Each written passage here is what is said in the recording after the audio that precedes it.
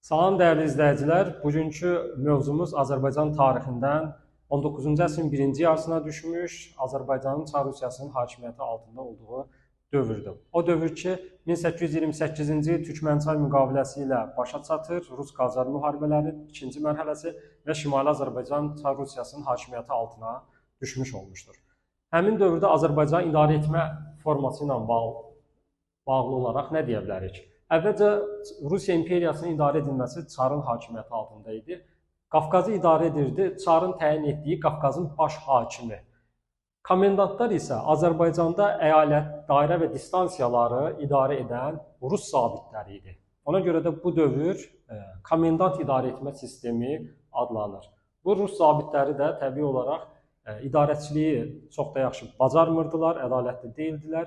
Hərbi sistem şəraitində Azərbaycanı idarə edirdilər. Bu da qanunsuzluqlar və özbaşınalıqların başlanıb getməsinə səbəb olmuşdur.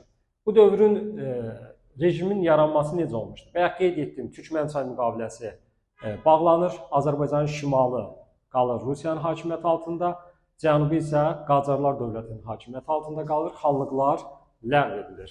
Rusiyanın zəbt etdiyi Şimali Azərbaycanın çox ağır hərbi işğal rejimi yaradılır. Komendant idarə etmə sistemini vurğuladım.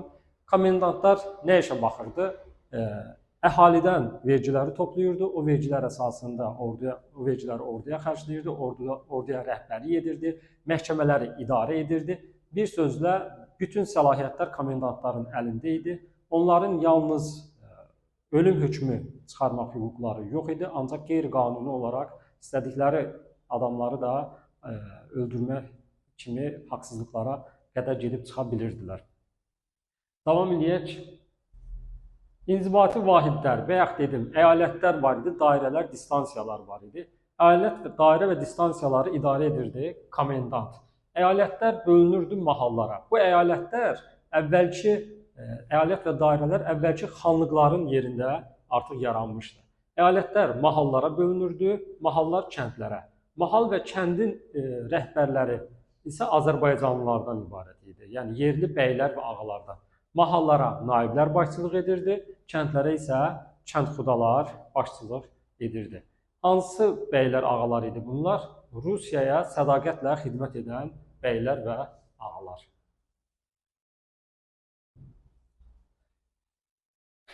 Dairələr. 2 dənə dairə var idi. Çar Balakən, Yelizavetpol dairəsi. Çar Balakən dediyimiz əvvəlcədə Çar Balakən cəmaatlığı var idi ki, həmin ərazi indi Çar Balakən dairəsi adlanırdı. Yelizavetpol dairəsi isə əvvəlki Gəncə xanlığının ərazisi idi. 1804-cü ildə Gəncə xanlığı işğal ediləndən sonra Ruslar onun adını dəyişib Yelizavetpol qoymuşdular. Bir də bu idi.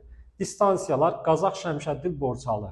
Qazax, Şəmşəddil, Borçalı. Əvvəllər bunlar sultanlıqlar idi, indi isə distansiya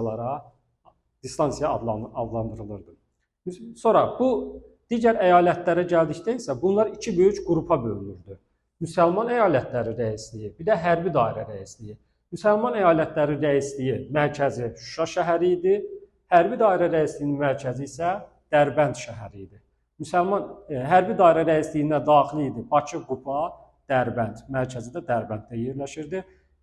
Müsəlman əyalətləri rəisi qeyd etdik, mərkəzi Şuşa idi, burada daxil idi Qarabağ, Şəki, Şirvan, bir də Lənkəran əyalətləri. Gördüyünüz kimi Azərbaycan torpaqları bu şəkildə bölüşdürülmüşdür. İrəvan və Naxçıvan əyalətləri isə bunlar 1827-ci ildə Rusiya tərəfindən işğal edilir, 28-ci ildə burada xanlıq idarəçiliyi ləğv edilir və sonuncu ləğv edilən xanlıqlar olur və burada da erməni vilayəti yaradılmışdır. Bu, Naxçıvan və İrəvan əyalətlərinin ərazisində.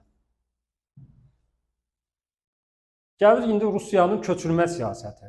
Ruslar Azərbaycanı işğal etdikdən sonra bu əhalinin əksəriyyətinin müsəlman türk olduqlarını bilirdilər və bu Rusiyaya sərf eləmirdi. Ona görə də Rusiya bu əraziyə, xüsusən Osmanlı və Qacarlarla sərhəd bölgələrinə xristiyan, Rus və digər xristiyan millətlər olan almanları, erməniləri, aysorları köçürməyə başlayırlar. Almanların köçürülməsi ilə bağlı nə deyə bilərik? 1-ci Napoleonun 19-cu əsrin əvvəllərində Avropada apardığı müharibələr, xüsusən Almaniya ərazisindən apardığı müharibələrdən almanlar qaçqın düşürlər, Rusiya imperiyasının ərazisinə köçürlər. Ruslar isə onları öz ərazilərində yox, işğal etdiyi, yenicə işğal etdiyi Cənubi Qafqaz ərazisindən məskunlaşdırırlar. Ümumiyyətlə Qafqazda 8 dənə Alman koloniyası olur. Bunun ikisi də Azərbaycan ərazisinə düşmüşdü. Yelenendorf və Annenfeld. Bu ərazilər indiki Göygöl və Şəmkir rayonlarının ərazisinə düşür. Dairə olaraq Yelizavetpol dairəsinin ərazisinə düşürdü. Almanların köçürülməsində məqsəd həm xristianlaşdırma məqsədi, həm də Almanların inkişaf etmiş mühəndislik və əkinçilik bacarıqlarının yerli əhali tərəfindən mənimsənilməsini istəyirdilər. Rusların köçürülməsi ilə bağlı 1830-cu il 20 oktyabrda fərman verilir. Bu fərmana əsasən Rusiyanın mərkəzi quberniyalarından təriqətçi və bidətçi rusların köçürülməsinə başlanır. Onlar ona görə köçürülür ki, birincisi onlar Rusiya mərkəzi pravoslav kilsəsinin etiqadını qəbul etmirdilər, özlərinin ayrıca bir yolları var idi, bidətçi adlandırırdılar onları. Həmçinin də qeyd etdiyimiz bayaqki məsələlər ruslaşdırma, xristianlaşdırma siyasətini Cənubi Qafqazda, Azərbaycanda həyata keçirmək üçün. Hansı ərazilərə köçürürlər? Şirvan, Qarabağ və Lənkəran ərazilərinə köçürürlər. Onu da qeyd edim ki, rusların köçürülməsi ilə bağlı hətta ilk öncə plan bu idi ki, hərbi xidmətini başa vurmuş Rus əsgərləri, zabitləri geriyə qayıtmasınlar, elə Azərbaycanda məskunlaşsınlar, ancaq onlar bu yerli mühitə öyrəşə bilməyib geri qayıtdılar. Digər köçürülənlər ermənilər olurdu. Ermənilərin köçürülməsi ilə bağlı hələ 1804-5-ci illərdə Gəncə xanlığı işğal ediləndən sonra bu əraziyə bir köçürülmə baş vermişdi. Növbəti kütləvi köçürülmə isə 1828 Türkmənçay müqaviləsinə əsasən, 15-ci maddəsinə əsasən Cənubi Azərbaycan və İran ərazisindən, Qacarlar dövlətinin ərazisindən köçürülür. Bir də Ədirnə müqaviləsi ilə də Osmanlı dövləti ərazisindən böyük miqdarda kütləvi sayda ermənilər Azərbaycana köçürürlər. Hansı ərazilərə Azərbaycan? Naxçıvan, İrəvan, Qarabağ və Borçalı ərazisinə köçürülürlər.